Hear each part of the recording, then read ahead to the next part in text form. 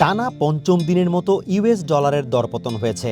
বিশ্ববাজারে অন্যান্য প্রচলিত মুদ্রার বিপরীতে বুধবার ডলারের দাম আরও 0.2% কমে গত 4 বছরের মধ্যে সর্বনিম্ন পর্যায়ে পৌঁছেছে।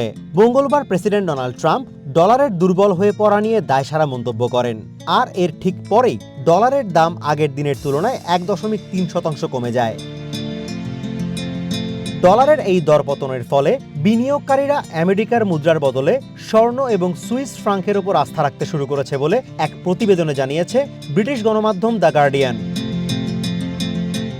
ডলারের দরপতন নিয়ে উদ্বিগ্ন কিনা এমন প্রশ্নের জবাবে ট্রাম্প বলেন, ডলারের মান নিয়ে উদ্বিগ্ন হওয়ার কিছু নেই। তিনি আরও দাবি করেন, আমেরিকা বিশ্বের অন্য দেশগুলোর সাথে চমৎকার বাণিজ্য করছে এবং ডলারও খুব ভালো অবস্থানে আছে।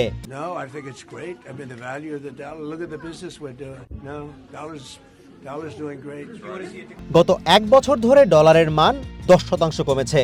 এদিকে মঙ্গলবারের 1.3% দরপতন এপ্রিলের পর একদিনে ডলারের সবচেয়ে বড় দরপতনের ঘটনা।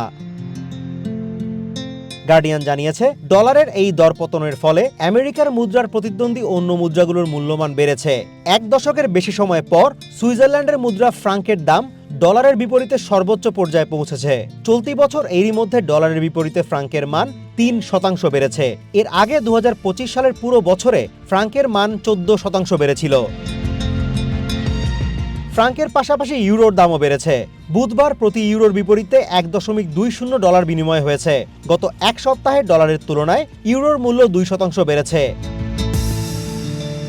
এদিকে বিশ্ববাজারে স্বর্ণের দামও একের পর এক রেকর্ড ভেঙেই চলেছে।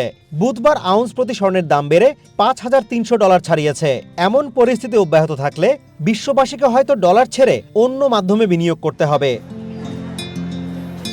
Azimur Rashid Kanak, one international desk.